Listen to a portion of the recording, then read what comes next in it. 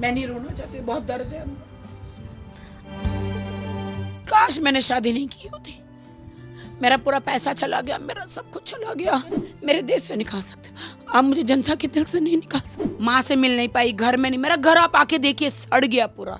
मुंबई में 3 साल से वो खुशियाँ जो ढूंढ रहे थे हम लोग सब कि कब आएगी, वो आखिर में राखी जी आ ही गई हैं। लेकिन हाँ, इनके लिए हम लोग तरसे बहुत है। क्या बताना चाहेंगे आप हमारे लिए, कितना दुखी थी वहाँ पे, क्योंकि बात तो हमारी होती रहती थी, बट वो मोमेंट मुझे बताओ आप, जब आपको सबसे ज़्यादा मुंबई की याद आई। मैं जहाँ भी जाती थी सब यही कह रहे, आप क्यों नहीं दिखाई दे रहे, आप क्यों नहीं दिखाई दे रहे। हमको आपको देखना बहुत पसंद है।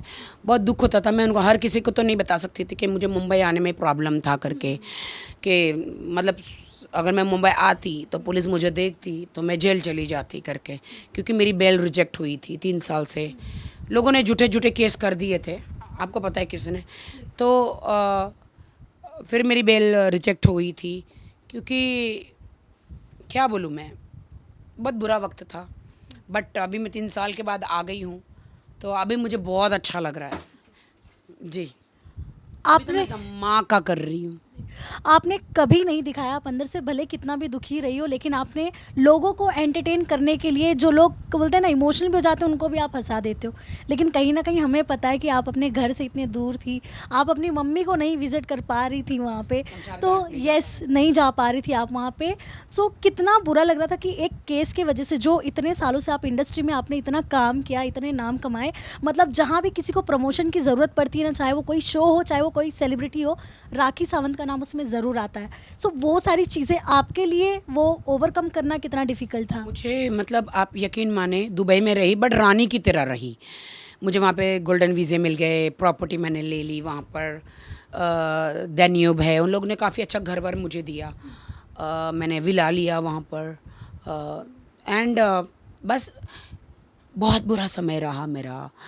माँ को शमशान घाट मिलने नहीं जा पाई 3 साल तक, बरसी में नहीं जा पाई। माँ को जो फेवरेट पाया सूप, मिठाई, जलेबी, फाफड़ा, गाठिया मेरी माँ को बहुत पसंद था, तो वो सब कुछ मैं नहीं रख पाई। बट मेरे भाई बहनों लोग गए, बट मैं नहीं जा पाई, क्योंकि अप्स एंड डाउन्स बहुत आता है इस जीवन में। मैं अंदर से बहुत दुखी हूँ, लेकिन सबको हंसाती हूँ। कहते हैं ना, तुम इतना क्यों मुस्कुरा रहे हो, क्या गम है जिसे छुपा रहे हो। जो बंदा सबको हंसाता है वो अंदर से बहुत दुखी होता है। मेरी शादीशुदा ज़िंदगी में दुखी थी मैं। मेरी माँ बाप मर गए, इंतकाल उनका हो गया, मैं दुखी थी। मैं मेरे घर से दरबदर हो गई, मेरी कंट्री से दरबदर हो गई। लोगों ने कस्में खाई, पैसे बांटे अंधाधुन के राखी सावंत को इंडिया नहीं लाना है। मेरे वकीलों ने जितने भी वकील किए थे, एक वकील छोड़ के, फाल्गुनी को छोड़ के, सब बिक गए।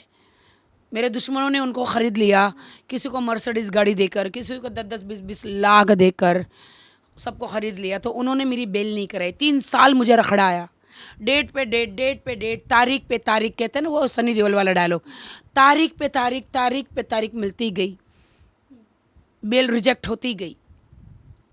बहुत मैंने सहा है, बहुत मैंने सहा है।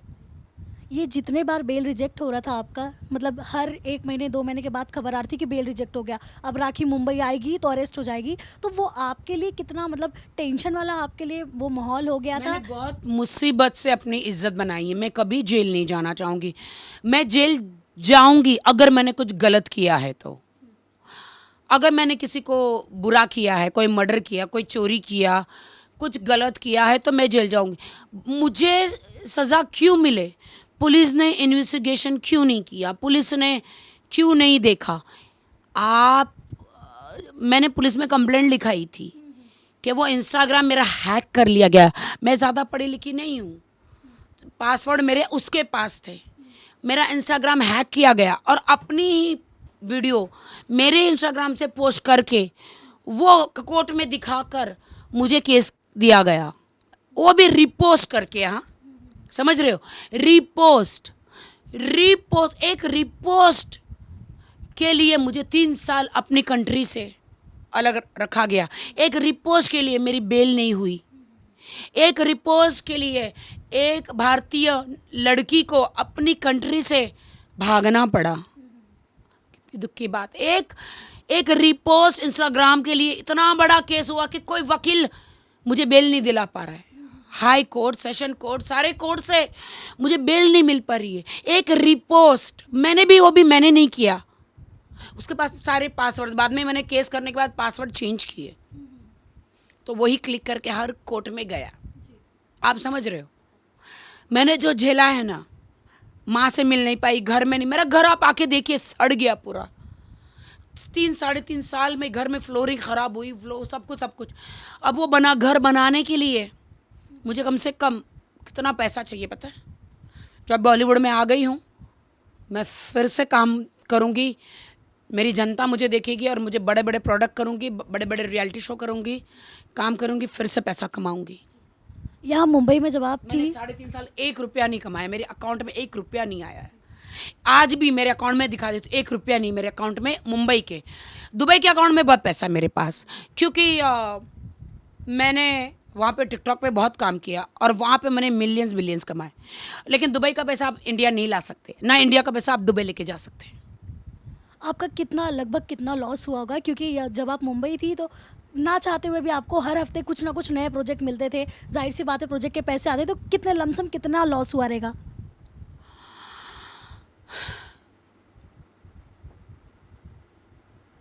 दुनिया में कितना गम है, मेरा गम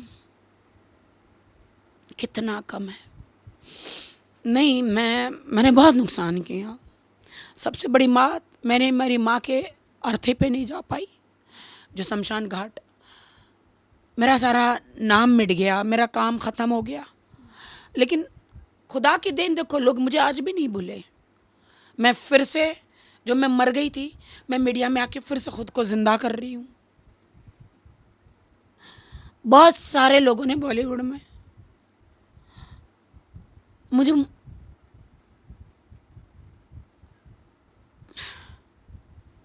बेइज्जती करी है कि ये ख़त्म हो गई है। जैसे आप अपने देख रहे हो अभी, बहुत सारे लोगों ने बेइज्जती करी। मैं नाम नहीं लूँगी कि ये तो ख़त्म हो गई है। राखी नहीं ख़त्म, राखी एक ही बार मर जाएगी तभी ख़त्म होगी। राखी के सर पे एक ही सूरज, एक ही चाँद, एक ही राखी है, सबको एंटरटेन करती है। राखी एक ही बार ख़त्म होगी, वो भी मेरे मरने के बाद भी मैं नहीं ख़त्म होगी। मेरे जितना भी कॉमेडी सब कुछ है वो हमेशा गूंजता रहेगा। जिस दिन मैं नहीं रहूँगी मेरी जनता रोएगी। मेरी जनता के दिल से कोई नहीं, मुझे आप इंडस्ट्री से निकाल सकते हो, आप मुझे मेरे देश से निकाल सकते हो, आप मुझे जनता के दिल से नहीं निकाल सकते। कोई रिग्रेट है आपको कि ऐसे लगता है कि यार काश मैंने ये गलती नहीं की होती तो मुझे इतना सफ़र नहीं करना पड़ता? बिकॉज बचपन से आपने इतना झेला था, हमने देखा आपका जर्नी। काश मैंने प्यार नहीं किया होता, काश मैंने शादी नहीं की होती। मेरा पूरा पैसा चला गया, मेरा सब कुछ चला गया। मेरा सॉरी, मैं लोगों को हंसाने वाली लड़की हूँ, रोने वाली लड़की नहीं हूँ मैं। I am sorry. फिर से सब कुछ कमा लूँगी मैं। सब छोड़ो, मेरे पास डोल्चे गबाना बैग है, देखो, सब छोड़ो, सबसे महंगा बैग है मेरे पास। देखो, मैं महंगा बैग यूज़ करती हूँ। राखी जी,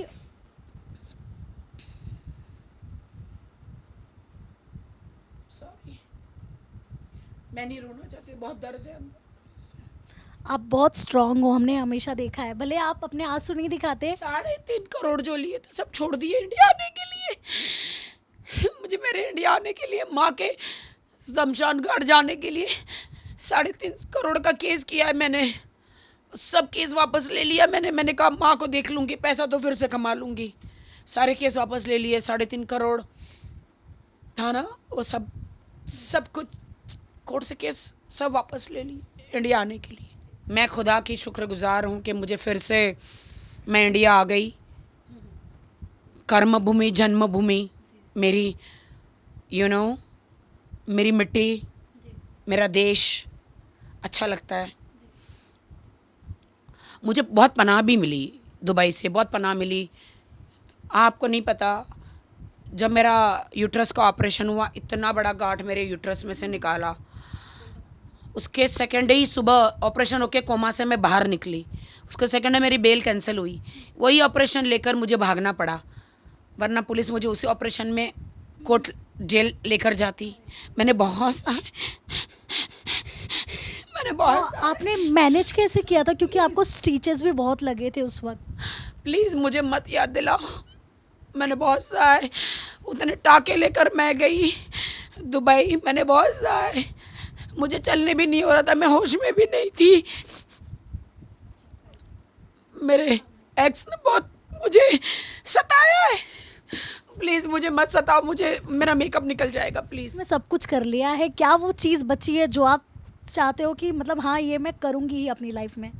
मैं चाहती हूँ मेरा अपना टॉक शो आए, और मैं चाहती हूँ कि मैं इतनी बड़ी बनूँ कि मुझे अंबानी भी अपने फंक्शन में बुलाए।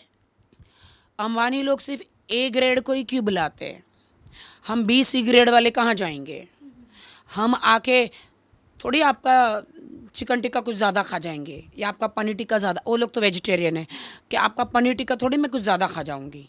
हम आएंगे तो हम भी तो आपके लोगों को एंटरटेन ही करेंगे। आप सिर्फ ए क्लास को क्यों बुलाते हो?